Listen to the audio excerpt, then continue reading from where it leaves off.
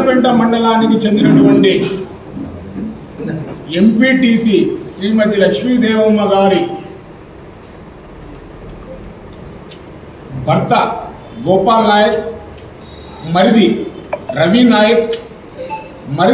నాయక్ మా వదిన కనపడడం లేదు, ఆమె ఎంపీటీసీ అని చెప్పి కంప్లైంట్ ఇస్తే ఆ కంప్లైంట్ పైన విచారణ జరిపి వాళ్ళని పిలిపించుకొని వచ్చి స్టేషన్లో కూర్చోబెట్టి, అయ్యా ఏమయ్యా మీ పైన అభియోగాలు ఉన్నాయి, ఇట్లా మీ ఒక ఎంపీటీసీ అది ఎస్టీ కులానికి చెందినటువంటి ఒక మహిళ లేదు అని చెప్పి వాళ్ళు కంప్లైంట్ ఇస్తే దానిపైన విచారణ నిమిత్తం మీకు పిలుచుకొని వస్తే ఊర్లో ఉండే మైనార్టీస్ అందరికీ మా ఎమ్మెల్యే కందికుంట వెంకటప్రసాద్ పైన చెప్పేదానికి మీకు సిగ్గు ఎగ్గు లేదేమయ్యా? ఏం మాట్లాడుతున్నారా మీరు? మీటింగ్ పెట్టి ఈరోజు మాకేందో మేము సాయిబులం నమాజ్ చదువుకుంటాం, మేము జైల్లో ఉంటాం, ఆడే అన్ని చేసుకుంటామంటే చేసుకో. ఆల్రెడీ నీ చరిత్ర, నేర ప్రవృత్తి కలిగిన చరిత్ర నీది. నువ్వు పరికి షామీర్ అనే వ్యక్తి, నువ్వు ఒక క్రిస్టల్ డీలర్, నువ్వు భారత్ కాఫీ నీ స్కూటర్లోనో సైకిల్లోనో వేసుకుని నువ్వు తాలూకా అంతా మండలాంతా తిరిగి అమ్మిన వ్యక్తివి. ఉన్నట్టుండి నీకు ఇన్ని కోట్ల రూపాయల ఆస్తులు అటు నుంచి వచ్చినాయా?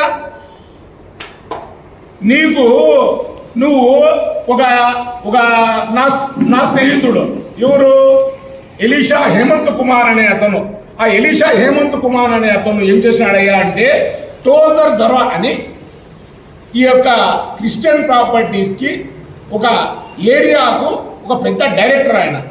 ఆయన సంతకం చేస్తేనే క్రిస్టియన్ ప్రాపర్టీలు ఏమైనా కానీ సేల్ కావాలన్నా, ఏదైనా చేయాలన్నా, క్రయ విక్రయాలు జరగాలన్నా, లేదంటే లీజుకి ఇవ్వాలన్నా, ఏదైనా చేయాలన్నా కూడా ఆయన సంతకం అవసరం. అక్కడ ఒక చర్చి కట్టుకుంటామని చెప్పి ఎల్ఐసి బిల్డింగ్ పక్కలో ఎలీషా అనే అతను ఆ సంతకాలను ఫోర్జరీ చేసుకుని, ఆ సంతకాలతోనే మీరు కదిరిలో, హిందూపూర్లో, కోయంబత్తూరులో, బెంగళూరులో మీరన్నీ క్రిస్టియన్ ప్రాపర్టీస్ పైన ఫేక్ డాక్యుమెంట్లు తయారు చేసుకొని ప్రాపర్టీలన్నీ మీరు కొన్నట్లు, మీరు అమ్మినట్లు అన్ని చేసుకొని మీ పైన ఇప్పటికీ హిందూపురంలో కేసు ఉంది, బెంగళూరులో కేసు ఉంది, కదిరిలో కేసు ఉంది. నువ్వు ఇప్పుడు అంటావే నువ్వేందో నా ప్రాపర్టీస్ అవి ఇవి అని చెప్పేసి నీవు ఆడ ఆ పరికి బజార్లో కట్టుకున్నావే కాంప్లెక్స్, అది ఎవరు సొమ్ము? క్రిస్టియన్ ప్రాపర్టీ సొమ్ముతున్నాయా నువ్వు కట్టుకునేది? ఆ పరికి బజార్ కాదు, జీసస్ బజార్ అని పెట్టుకోదాన్ని బాగుంటుంది. ఎందుకయ్యా ఇట్లాంటి మాటలు మాట్లాడతావు నువ్వు? నువ్వే పెద్ద ముస్లిం అయినట్లు, నువ్వే ఫత్వాలు ఇచ్చినట్లు, వాడు పోతే ఎంత, ఈడు పోతే ఎంత అని చెప్పేసి సర్వనాశనం చేసేసి నీ బామర్తిని పిలుచుకొని వచ్చేసి నీ పార్టీలో ఉండే వాళ్ళు కౌన్సిలర్లు 6-7 మంది బయటికి పోతా ఉంటే కూడా నువ్వు పట్టించుకునే పాపాన పోలే. నేనుంటే సార్ నా జేబులో కదిరిలో ముస్లిం, కదిరి నియోజకవర్గం ముస్లింలో సునామీ సృష్టిస్తా ఉన్నావు. ఏం సునామీ సృష్టించినావా నువ్వు చెప్తానే, నువ్వు ఫత్వాలు ఇస్తానే, నీ మాటలు వింటానే మైనార్టీలందరూ నీ ఎంట వచ్చేస్తారా? ఇవన్నీ వదిలే. నిన్న మా నాయకుడు ఎలక్షన్ ఉన్నా ఎలక్షన్ లేకపోయినా మా కందికుంట వెంకటప్రసాద్ మా ఎమ్మెల్యే గారు నిన్న పవిత్రమైన రంజాన్ మాసంలో ముస్లిం సోదరులకు దాదాపు 5,000 మందికి ఇఫ్తార్ విందు ఏర్పాటు చేసినటువంటి వ్యక్తి. ఎలక్షన్లు కాకపోయినా కూడా మీరు సీజనల్ పాలిటిక్స్, ఎలక్షన్లకు ముందు ప్లేట్లు పంచేకొస్తారు, బుక్కులు పంచేకొస్తారు, లేదంటే రంజాన్ తోఫాలు ఇచ్చేస్తారు, ఇంకోటి ఇచ్చేస్తారు. అప్పుడు మళ్ళా మిగతా టైంలో మీకు ముస్లింస్ ఇఫ్తార్ విందులు ఇస్తారు, కానీ పేదోళ్లకు సరుకులు కూడా పనిచేస్తారు. మళ్ళా నెక్స్ట్ 5 ఏళ్ళు ఎక్కడా కనపడరు. కరెక్ట్ ఎలక్షన్ సీజన్లో, ఎలక్షన్ పీరియడ్లో ఉన్నప్పుడు రంజాన్ నెల వస్తే ఫ్లెక్సీలు, వస్తువులు, సామాన్లు, అరే వీళ్ళంతా పవిత్రమైన వాళ్ళు లేరపా అనేటట్లు మీ బిల్డప్లు. ఇవన్నీ వదిలేయండి. ఎందుకు ఊరికే మీ డ్రామాలు చూసి సాలైపోయినారు. ఎందుకు మీరు ఇట్లాంటివన్నీ మాట్లాడతారు? మా ఎమ్మెల్యే పైన ఒక ఎంపీటీసీ కనపడలేదని వాళ్ళ మరిది రవి నాయక్ ఇచ్చిన కంప్లైంట్ పైన మిమ్మల్ని లోపల తీసుకొని పోతే మాకు లోపలేసేదాన్ని కందికుంటకు ఆ లక్ష్మీదేవమ్మకు ఆ రవి నాయక్ ఏం సంబంధమయ్యా మా ఎమ్మెల్యేకి? మీరు వాళ్ళ పైన అడగండి, మీ పార్టీ వాళ్ళకి అడగండి. అనవసరంగా ఆయన పేరు తీసుకొని వచ్చి నువ్వు కందికుంట దొంగ అంటావు. ఆయన కడిగిన ముత్యం కందికుంట వెంకటప్రసాద్ అత్యున్నతమైన న్యాయస్థానం హైకోర్టు ఆయనకు నువ్వు నిర్దోషివి కడిగిన ముత్యం అని చెప్పి నీకు హైకోర్టు నుంచి తీసుకొని వచ్చేసి క్లియరెన్స్ తీసుకొని వచ్చిన వ్యక్తి కందికొండ వెంకటప్రసాద్. 5 ఏళ్ళు నువ్వు క్రిస్టియన్ ప్రాపర్టీ కందికొండ ఆడ ప్రాపర్టీ తీసుకున్నాడు ఈడ ప్రాపర్టీ తీసుకున్నావు అని చెప్పినారే. మీరంతా 5 ఏళ్ళు మీరు అధికారంలో ఉన్నారయ్యా. ఏ రోజు మీరు ఎప్పుడైనా ఆ ప్రాపర్టీ కందికొండ వెంకటప్రసాద్ అని చెప్పి ఎప్పుడైనా తీసుకున్నాడని చెప్పి రుజువు ఉంటే లోపలేయచ్చు కదా మా నాయకుడిని. ఎందుకయ్యా ఇట్లాంటివన్నీ ఫేక్ మాటలు ఫేక్ ఆటలు ఇట్లాంటివన్నీ వదిలేయండి. ఇవన్నీ జనాలు చూస్తున్నారు, అబ్జర్వ్ చేస్తున్నారు. 6,000 కాదు 6 ఓట్లతో గెలిచినా గెలిపే. దాన్ని మీరు పంచిన డబ్బుకి 70,000 రావాల. ప్రజాభిమానం గల నాయకుడు, ప్రజల్లో ఉన్న నాయకుడు, ప్రజలు డబ్బు తీసుకోకపోయినా కూడా మేము మా కందికొండ కావాలా ఈ కదిరి నియోజకవర్గాన్ని అని చెప్పి ప్రజలు స్వచ్ఛందంగా ఓట్లేసి గెలిపించినటువంటి నాయకుడే మా నాయకుడు కందికొండ వెంకటప్రసాద్. ఆయన పైన ఏంటి మాట్లాడతావు నువ్వు? ఇంకా నువ్వు ఇంకోటి ఒక ముస్లిం మహిళ ఎలక్షన్లలో నువ్వు 20 మందికి పిలుచుకోరమ్మని చెప్తే 25 మందికి పిలుచుకొని వచ్చిందంట.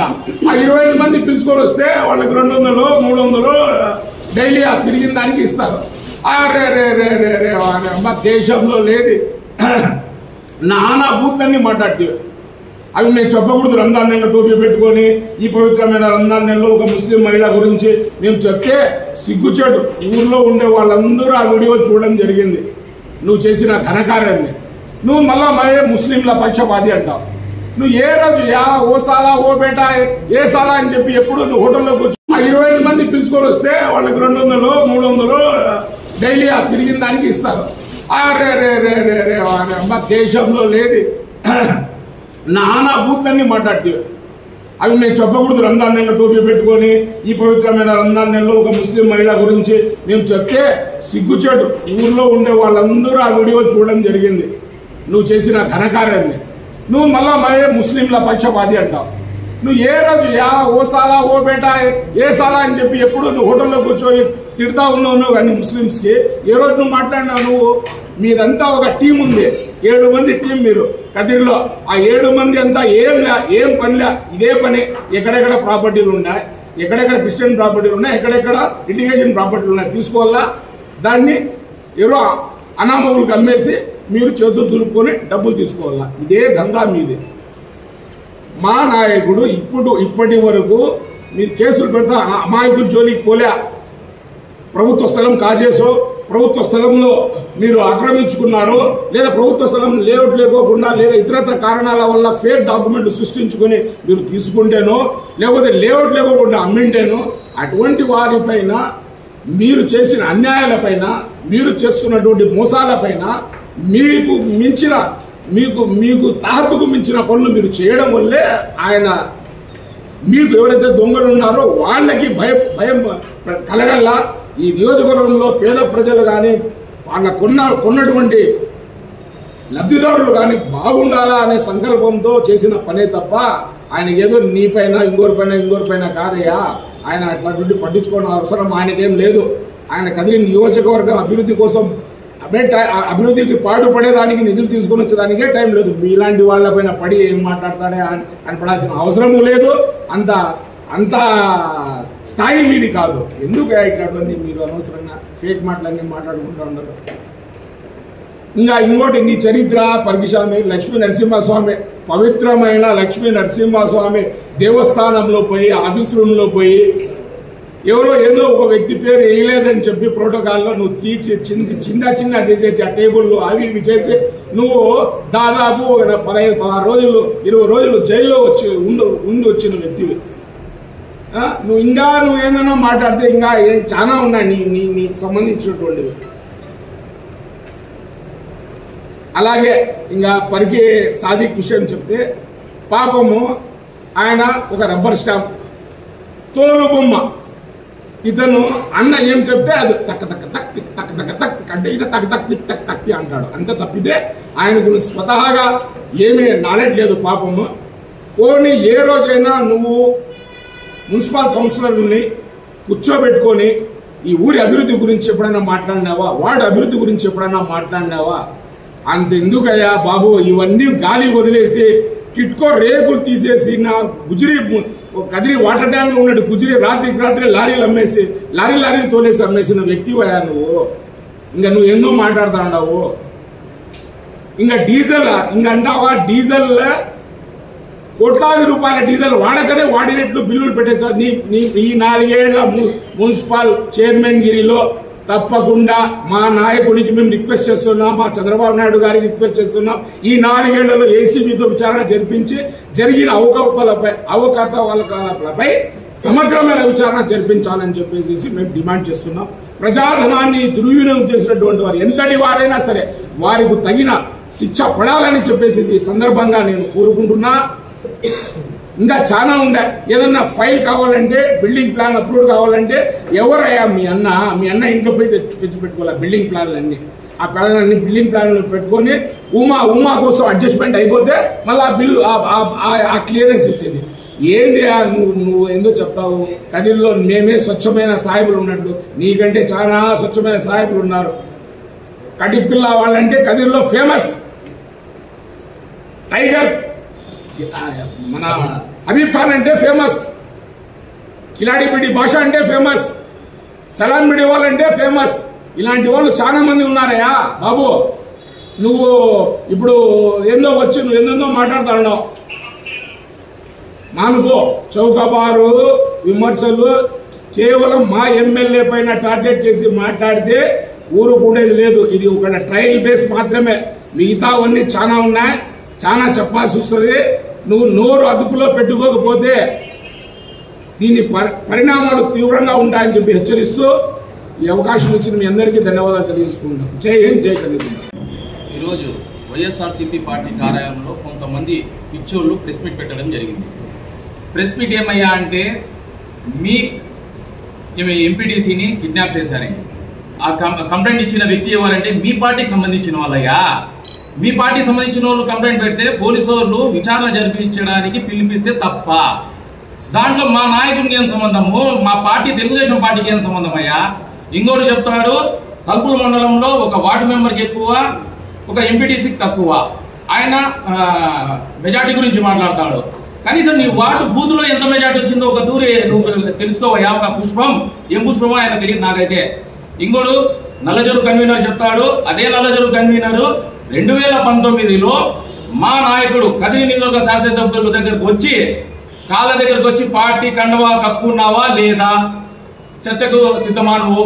ఇకపోతే వరిసా రోడ్లో పిచ్చి పట్టిన ఒక వ్యక్తి తిరుగుతుంటాడు, ఆయన మాట్లాడుతున్నాడు దొంగ దొంగ అని మా నాయకుడికి. నీకు అర్హత లేదు, దొంగ ఎవరో దొర ఎవరో ఇప్పుడు అడిగేస్తున్నా. గత ప్రభుత్వం వైఎస్ జగన్మోహన్ రెడ్డి మీ ప్రభుత్వం ఉన్నప్పుడు 5 సంవత్సరాలు పరిపాలించినారే, ఏ రోజైనా ఒక్కరోజైనా నియోజకవర్గం వదిలిపెట్టిపోయినాడా మా నాయకుడు? చెప్పండి. అదే మీ పైన కంప్లైంట్ ఒకటి మీ బావనో బామార్దినో ఈ నియోజకవర్గంకి వచ్చి ఆ అభ్యర్థిగా నిలబెట్టినారు. నిలబెట్టిన తర్వాత ఒక తప్పుడు సిగ్నేచర్ పెట్టి ఫోర్జరీ చేసి ఆస్తి కాజేయాలని చెప్పేసి ఫోర్జరీ సంతకం పెట్టి ఆస్తి కాజేశారు. దొంగతనం చేస్తా అని సిఐ పోలీస్ స్టేషన్ లో వాళ్ళు కంప్లైంట్ ఇస్తా అని ఎఫ్ఐఆర్ బుక్ అయింది. 3 నెలలు ఏ విధంగా మీరు పరారైనా? మీరు నిజంగా దొంగలు కాకపోతే మేము దొంగలు కావను, రాజస్థానంలో పోరాడే మీరు నిజంగా దొంగలు కాబట్టి పరారైనారు ఆ రోజు. ఇప్పుడు కూడా నా పేరు మీద కూడా కేసులు ఉన్నాయని చెప్తున్నావు. అక్రమంగా పెట్టారయ్యా మీరు కేసులు. ఏందో మేము ముస్లింస్ ఒక బదులు ఉంటామని చెప్తున్నారు. ఆ రోజు నేను ముస్లింగా కనిపించలేదా? నీకు బుద్ధి లేని అడ్డగాడిదా ఏమంటే అది మాట్లాడుతున్నావు. రాత్రి అనగా 12 గంటలకి నేను ఊర్లో లేకపోతే మా ఇంటికి పోలీసు వాళ్ళకి పంపించలేదా మీరు? నువ్వు కానీ నీ తమ్ముడు పరికి సాధకు కానీ నిత్యం పోలీసు వాళ్ళకి పంపించడం, మా ఇంట్లో టార్చర్ చేయడం.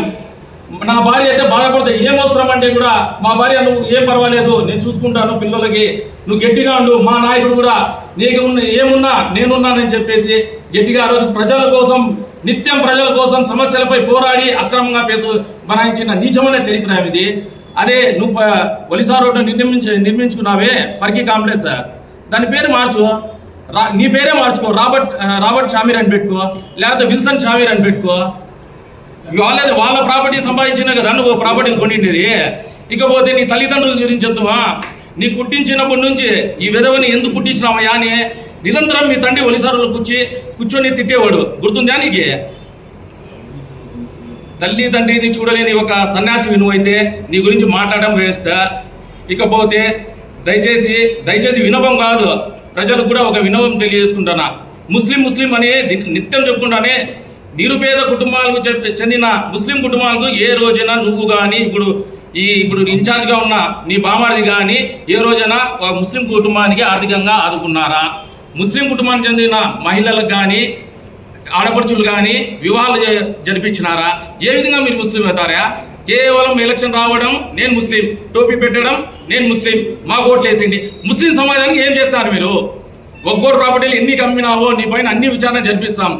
మా నాయకుడిని అన్న దీని గురించి పోదాం అంటే వద్దు, న్యాయ వ్యవస్థలు ఉన్నాయి వాళ్ళు చూసుకుంటారు, వాళ్ళకి పిలిపించి మీరు కంప్లైంట్ మాత్రమే ఏంటి అని చెప్పి మాకు కట్టడి చేశారు. కాబట్టి ఈ రోజు మీరు ఉన్నారు.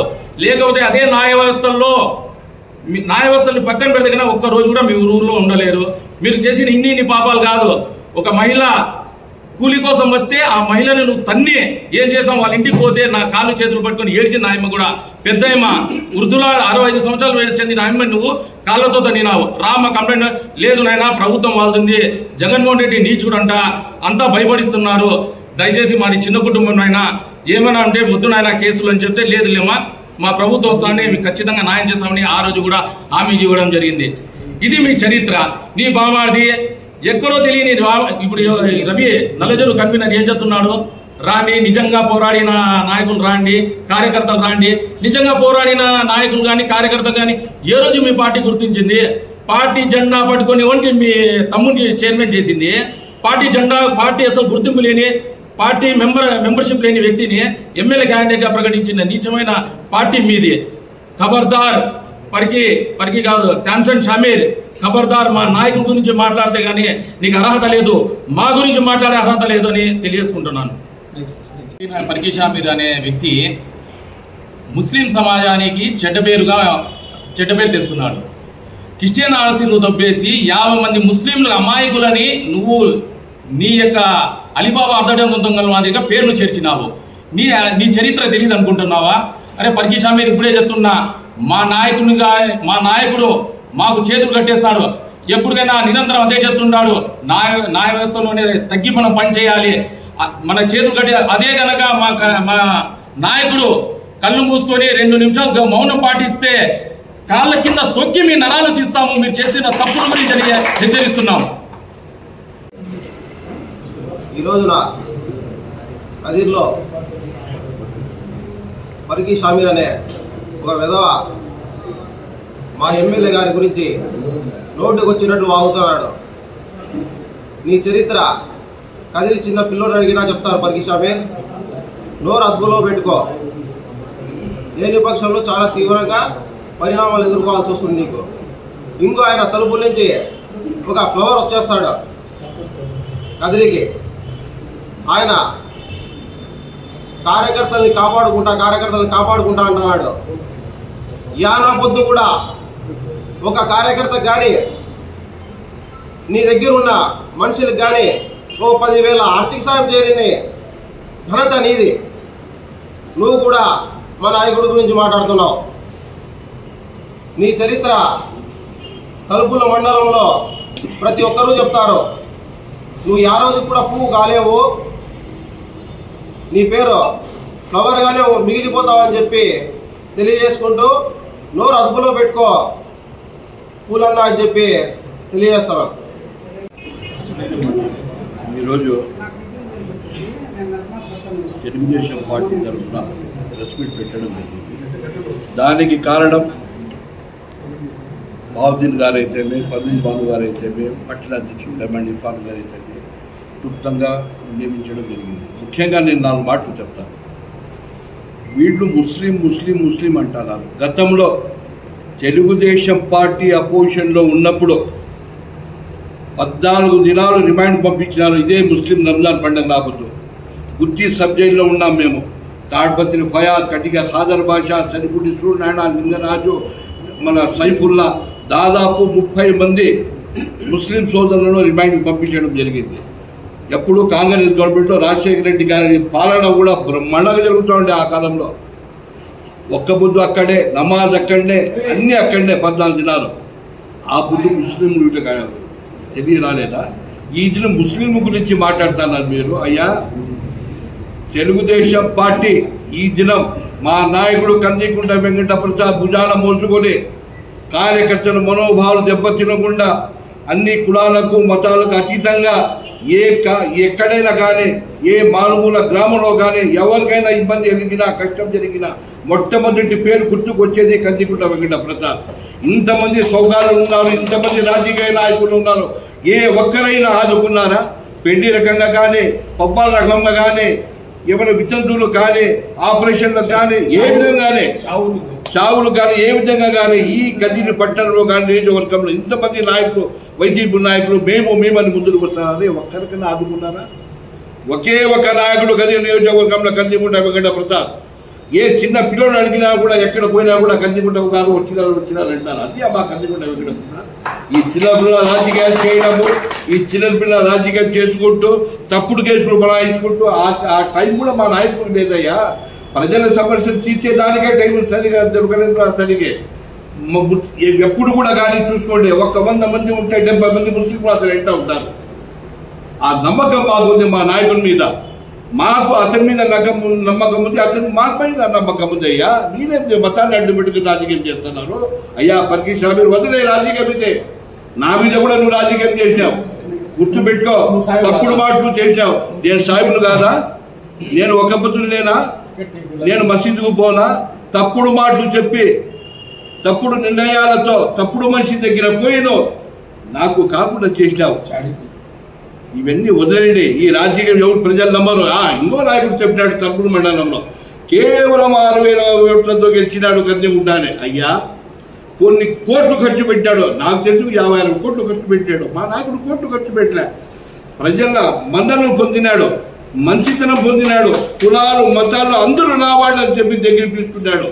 6,000 అంటే 60,000తో గెలిచేట మేము. మీరు అన్ని కోట్లు ఖర్చు పెట్టారా? మీరు గెలిచలేకపోయినారు కేవలం 6,000 ఓట్లతో. మీరు మా నాయకుడు కదిరి నియోజకవర్గంలో శాసిస్తాడయ్యా, శాసిస్తాడు, ఆదుకుంటాడు. ఆ నమ్మకం ప్రజల్లో ఉంది. ఈ కేసు పెట్టాడు, ఆ కేసు పెట్టాడు. ఎందుకయ్యా మా నాయకుడికి ఊరికి చేస్తారు మీరు? కోర్టు నిర్ధారించిందయ్యా స్వామి. తెల్ల పేపర్ మాదిరిగా హైకోర్టులో నుంచి బయటకు వచ్చినాడు ఏకైక నాయకుడు మా కందికుంట వెంకట ప్రసాద్. పడిపోయి మాట్లాడుతున్నారు మీరు. ఈ దినం కూడా మీరు కేసులో తిరుగుతున్నారు, సిగ్గు లేకుండా మాట్లాడుతున్నారు. సిగ్గు శరం ఏమన్నా ఉంది మేము మీకు? ఎవరు ఏం చేసినా కూడా మా నాయకుడు ఎవరు ఏం చేయలేరు. ప్రజా అండా ఉన్నంత వరకు, ప్రజా దర్బార్లో నిలబడితే కూడా మా నాయకుడే కందికుంటా అంటారు, కానీ మీరు ఎవరికి మాట్లాడరయ్యా. అదే పెడుతూ మీరు ప్రజలు మెప్పు పొందండి. మీరు ఏందో సంవత్సరాలు తూరి 6 నెలలు తూరి వచ్చేది డబ్బాలో రాళ్ళేసి అల్లాడేసేది వెళ్ళిపోయేది కాదు. నిరంతరం ప్రజల్లో ఉండి ప్రజానాయకుడైన మా కందికుంట వెంకట ప్రసాద్ ఎవరైనా మాట్లాడితే సహించలేదని మేము హెచ్చరిస్తున్నాం. జై తెలుగుదేశం, జై చంద్రబాబు, జై కందికుంట. లక్ష్మీదేవమ్మ ఎంపీటీసీగా వాళ్ళ మరిది కేసు పెట్టినాడా? లక్ష్మీదేవమ్మ మా వదిన కనపడడం లేదని దాని మీద ఇంత తీసుకుని ఆందోళన చేసి ఈ ముస్లిం మైనార్టీల మీద మీరు ఎందుకు ఊరికే నిందులు వేస్తున్నారో తెలియదు. కానీ నిన్న ఇఫ్తార్ విందు ఇచ్చినాడు మా నాయకుడు కందికుంట వెంకటప్రసాద్ గారు. ఇఫ్తార్ ఇచ్చిన విందుకి టోటల్ మొత్తం ముస్లిమ్సే ఉన్నారు. దాంట్లో వేరే క్యాస్ట్ రాలేదు. వచ్చినట్టు ఒక 5% ఇచ్చింటారు. అయినా ప్రోగ్రామ్ సక్సెస్. అది ఇఫ్తార్ విందు ప్రోగ్రామ్ సక్సెస్. దాన్ని మీరు చూసుకుని దాన్ని మీరు మింగలేక కక్కలేక కందికుంట మీద మీరు ఏదో నిందలు వేస్తున్నారు. ఇవన్నీ వదులుకోండి. రంజాన్ నెల ఏదో దేవుని పుణ్యం కార్యక్రమాలు చేసుకుని ఏదో నమాజ్ చేసుకుని తుబ్బతున్నారు. అది ఏదో చేసుకొని సరిపోతే బాగుంటుంది. ఒకరి మీద నిందలు వేస్తే అది వాస్తవం కాదు. వాస్తవం తెలిసి మాట్లాడని ఏమన్నా ఉంటాయి అని మనం చేస్తున్నాం. నిన్నటి రోజు పవిత్రమైన రంజాన్ మాసంలో గౌరవనీయులైన కదిరి శాసనసభ్యులు మా ఎమ్మెల్యే కందికుంట వెంకట ప్రసాద్ అన్న గారు మైనార్టీ సోదరులందరికీ ఇఫ్తార్ విందులు ఇచ్చారు. దాదాపు ఆ ఇఫ్తార్ విందులో 5,000 మంది పాల్గొన్నారు. ఆ 5,000 మంది ఇఫ్తార్ విందులో పాల్గొంటున్నట్టు చూసి సడన్గా వైసీపీ వాళ్ళ గుండెల్లో రైళ్లు పరిగెత్తేశాయన్నమాట. ఇదేందిరా, మైనార్టీస్ అందరూ వచ్చేసి అలా వెళ్ళిపోతున్నారు, అలా కలిసేస్తున్నారు అని చెప్పేసి ఇక ఏం చేయాలో అర్థం కాక జరిగిన సంఘటన వేరు. సంఘటన ఏం జరిగిందంటే, ఒక ఎంపీపీ అనే ఆవిడ మిస్సింగ్ అయింది. ఆవిడ మరిది గారు వచ్చేసి కేసు పెట్టారు. ఆ కేసు నిమిత్తము పోలీసులు పిలిచి ఎంక్వైరీ చేస్తారు. అది ఏముందో అది లా అండ్ ఆర్డర్ విషయాలు వాళ్ళు చూసుకుంటారు. జరిగిన దానికి పనికి షామీర్ గారు మాట్లాడే మాటలకి ఏమైనా సంబంధం ఉందా? జరిగిన తత్వం వేరు.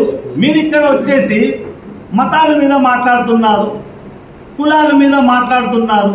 మేము ముస్లిమ్స్, మేము ఒక్క పొద్దున్నాము, మేము జైల్లోనే ఉంటాము, ఏవేవో మీరు మాట్లాడుతూ ఉన్నారు. ఒకసారి నాకు ఒకసారి నవ్వు వస్తుంది. ఏమొస్తుందంటే, ఒక చిన్న కథ గుర్తుకొస్తా ఉంది. గాడిద ఒకసారి ఒక వ్యక్తి దగ్గరికి వెళ్ళి అడిగిందంట, సింహాన్ని చూసి అందరూ భయపడతారు, నేను కూడా అలా భయపడించాలంటే ఏం చేయాలి అని చెప్పేసి. వ్యక్తి అన్నాడంట, సింహాన్ని చూసి అందరూ భయపడుతున్నారంటే అది సింహం నైజము, నువ్వు ఒక గాడిదవి, నువ్వు ఎప్పుడు సింహం కాలేవు అంటే లేదు, ఎలాగో అలా నాకు ఏదైనా ఒక ఉపాయం చెప్పు అని చెప్పి అన్నాడు. గాడిద అడిగిందన్నమాట. సరే ఇంతలా బతిమాలుతున్నాడని చెప్పేసి ఆ వ్యక్తి అన్నాడంట, నువ్వైతే ఎప్పుడు సింహం కాలేవు, కనీసం ఆ సింహంతో కప్పుకోనైనా ట్రై చేసి చూడు అని అన్నాడు. వెంటనే గాడిద వచ్చేసి సింహంతోలు కప్పుకొని ఊర్లోకి వెళ్ళింది. ఆ ఊర్లో కొద్దిమంది జనాలు వండుకొని అయ్యో సింహం వచ్చిందని చెప్పేసి అందరూ పారిపోయారు.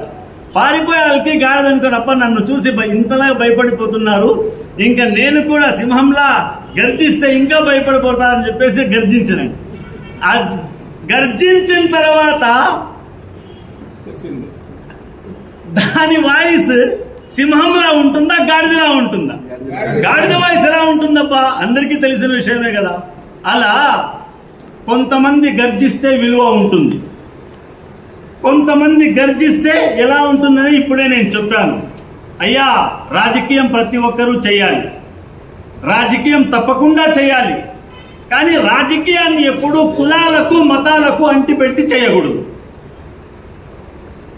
మీరన్నట్టు మా నాయకునికి మీరు అంటున్నారు 20 కేసులున్న దొంగ అని, మా పట్టణ అధ్యక్షులకు మీరు అంటున్నారు 13 కేసులున్న దొంగ, 13 కేసులున్నాయి అని చెప్పేసి, 14 కేసులున్నాయి అని చెప్పేసి. కేసు అనే విషయం మీ వరకు వస్తే అక్రమం అంటారు, అవే కేసులు వీళ్ళ పైన వస్తే సక్రమం అంటారు. ఇక్కడే తెలిసిపోతుంది మీ బుద్ధి, మీ వ్యవహారం, మీ ఆలోచన, మీరేమనేది ఇక్కడే తెలిసిపోతాం. ఇంకో విషయం, మా నాయకుడికి అంటున్నాను 20 కేసులున్న దొంగ అని చెప్పేసి. కదిరి నియోజకవర్గ ప్రజలు దీని గురించి చాలా చోట ఏం చర్చించుకున్నారు తెలుసా? వీళ్ళకేమన్నా బుద్ధి లేదా? 5 ఏళ్ళు వైఎస్ఆర్ గవర్నమెంట్ పరిపాలించింది. ఆ 5 ఏళ్ళు అపోజిషన్ పార్టీలో కందికుంట వెంకట ప్రసాద్ అనే వ్యక్తి ఉన్నాడు. నిజంగా కందికుంట వెంకట ప్రసాద్ అనే వ్యక్తి వీళ్ళు అన్నట్టుగా కబ్జాలు చేశాడు, ఇంకొకటి చేశారు, ఇంకొకటి తప్పు చేశారు అనే కానీ ఉండింటే ఈ 5 ఏళ్లలో వీరు ఏం చేస్తున్నారు?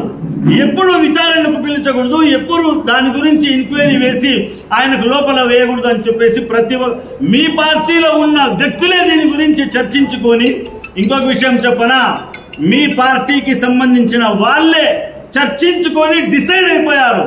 ఏమని? కందికుంట వెంకట ప్రసాద్ అనే వ్యక్తి నిజాయితీ గల వ్యక్తి, ఎప్పుడు కానీ రాజకీయం చేస్తారు కానీ కులాలను మతాలు అడ్డం పెట్టుకొని రాజకీయం చేయరు. కాబట్టి ఒక మంచి వ్యక్తికి మనం సపోర్ట్ ఉండాలని చెప్పేసి ఓటు వేశారు. ఇక్కడ ఇంకో విషయం కూడా నేను డైరెక్ట్ అడుగుతున్నా, రండి మీరు కూడా, మేము కూడా వస్తాం. కదిరి నియోజకవర్గ ప్రజలకి ఒక మాట అడుగుదాం. ఏమని అడుగుదామంటే, 20 ఏళ్ల సుదీర్ఘ రాజకీయం చేస్తున్న వ్యక్తి కందికుంట వెంకట ప్రసాద్ అన్న, ఇదే కందికుంట వెంకట ప్రసాద్ అన్న చేతుల మీదుగా ఎంతమంది ముస్లిం మైనారిటీస్ లబ్ధి పొందారు? ఎంతమంది లబ్ధి పొందారు? రీసెంట్ గా మా నిజాం వలీ కాలనీ కోటర్స్ లో హుసేన్ అనే ఒక అబ్బాయికి హెల్త్ బాగలేక బెంగళూరు హాస్పిటల్ తీసుకొని వెళ్ళారు. ఆపరేషన్ చేయాలి, పెద్ద ఖర్చు అవుతుందని చెప్తే గెలిచిన 2-3 రోజుల్లోనే నిజాం వలీ కాలనీకి చెందిన టీడీపీ కార్యకర్తలు నాయకులు వెళ్ళి అన్నా పరిస్థితి ఇలా ఉంది అని చెప్తే వెంటనే స్పందించి 50,000 రూపాయలు ఇచ్చినారు. ఓటుకు 4,000 ఇవ్వలేదు. మీ మాదిరిగా ఓటుకు కోట్లు పంచలేదు. స్పందించి వెంటనే ఆ అబ్బాయి ట్రీట్మెంట్ కోసము 50,000 రూపాయలు ఇచ్చారు. ఇది మా నాయకుని నైజం. స్పందించి వెంటనే ఆ అబ్బాయి ట్రీట్మెంట్ కోసము 50,000 రూపాయలు ఇచ్చారు. ఇది మా నాయకుని నైజం. ఇంకో పేద ముస్లిం అమ్మాయి పెళ్లి గురించి ఆ ప్రస్తావన తీసుకొని వెళ్తే ఆ అమ్మాయిని ఇలా ఒక్కొక్కటి చెప్పుకుంటూ పోతే టోటల్ నియోజకవర్గంలో ప్రతి ఒక్క మైనారిటీ సోదరులు కూడా ఆ ప్రసాద్ భాయ్ హమ్నా అచ్చా కరా భాయ్, ప్రసాద్ భాయ్ హమ్నా సాథ్ దియా భాయ్, ప్రసాద్ భాయ్ హమారే లియే ఏ కరా భాయ్, ఇదే మాట అంటారు తప్ప మీ మాదిరిగా ఎప్పుడు प्रसाद भाई हमारे ऊपर दुश्मनी रख लिया, प्रसाद भाई हमारे ऊपर नाहक केसान डाल डाला, प्रसाद भाई हमने अंदर कर डाला. प्रसाद भाई के दिल के अंदर कभी भी गंदी सोच नहीं है. మా నాయకుడు ముందు నుండి ఒకే స్టాండ్ పైన ఉన్నాడు. ఎలక్షన్ల టైంలో కూడా గెలిచిన తరువాత కూడా గెలవక ముందు కూడా ఒకే మాట, నేను ఎప్పుడు మతాల గురించి, నేను ఎప్పుడు కులాల గురించి రాజకీయం చెయ్యను. అలా రాజకీయం చేయాల్సి వస్తే ఆ రాజకీయాలనే నేను వదులుకుంటాను తప్ప అన్నదమ్ముల మధ్య ఎప్పుడు నేను వచ్చేసి చిచ్చు పెట్టి పబ్బం గడుపుకునే వ్యక్తి కాదు అనేది క్లియర్ గా ఉన్నారు. కాబట్టి దయచేసి నేను ఒక్కటే మాట అంటున్నా,